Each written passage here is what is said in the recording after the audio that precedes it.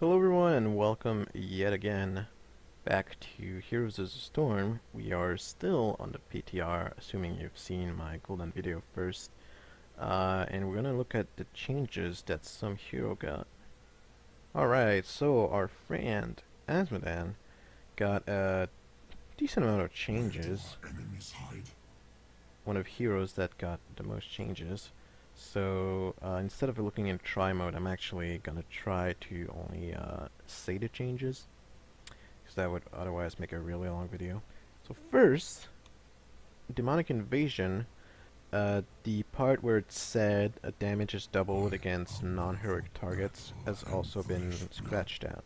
So despite having higher damage, it won't change anything for structures.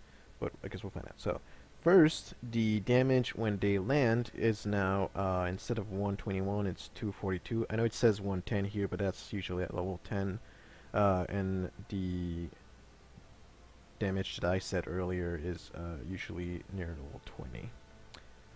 And also, the damage the grunts deal, instead of 60, is now 119 at level 20 again, which is cool.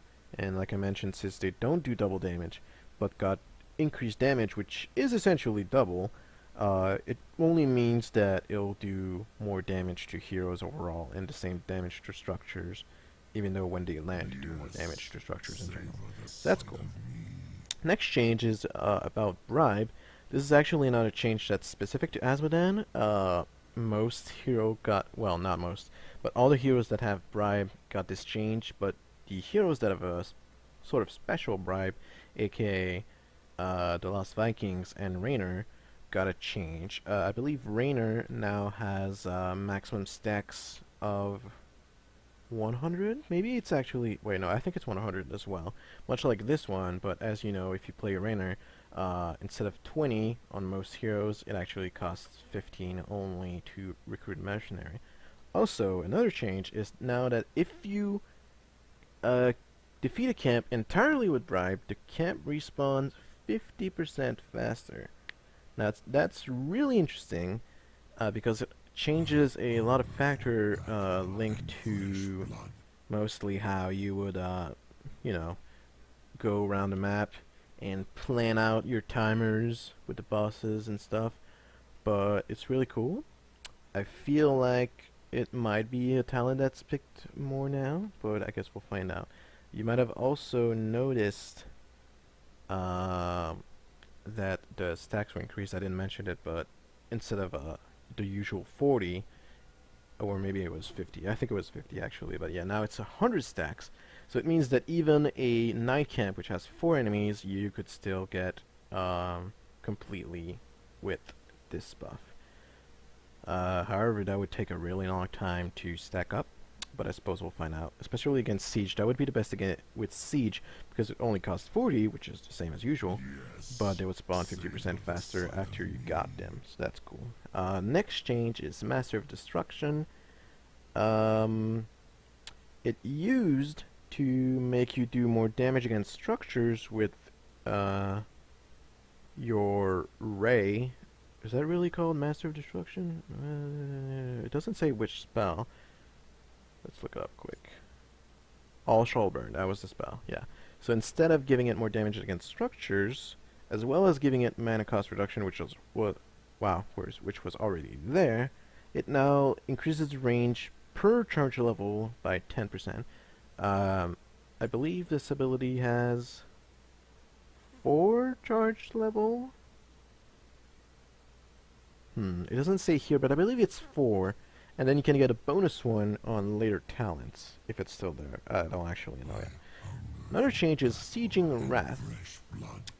This used to be you gain up to 50% damage the further your orb travels. That's completely scratched. Now it's a quest. Every time your globe hits on hero only, its damage is increased by 4, up to 100.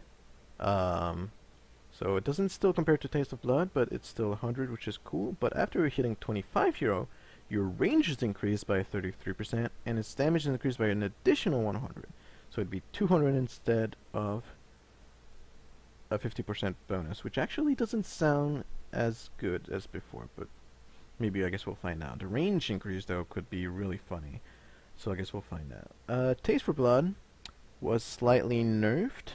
It used to be that you had 1.25, I believe, times. No, you had 1.5 seconds to kill the minion after you hit them, or if you kill them with it. But now that means that you would have to either really make sure that you're gonna kill the minions after you hit them, or suffer 0.5 second loss on the time you had. So I guess we'll see how this change affects things. Maybe it'll make other talents more interesting to pick, especially because Bribe is also in that row.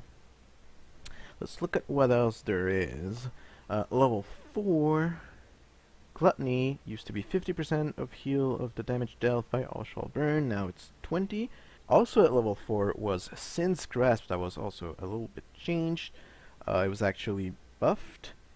And I wouldn't say nerfed necessarily, but essentially it used to do 491 over 6 seconds, but now it does a little more, about 52 more, 543, but it's over 8 seconds.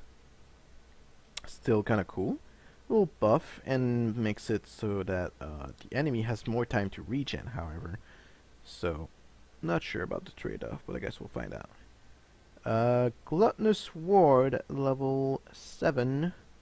It used to heal for 2.457% health every second, but now it's 3.276. I don't know why I chose 3. I assume 3.276 is correct because it's actually on the patch notes, but we'll find out. And now it can also be cast during All Shall Burn. Good to know. Speaking of which, I believe Sin's Grasp also got that change. It can be cast while using All Shall Burn. Another change, Infernal Globe.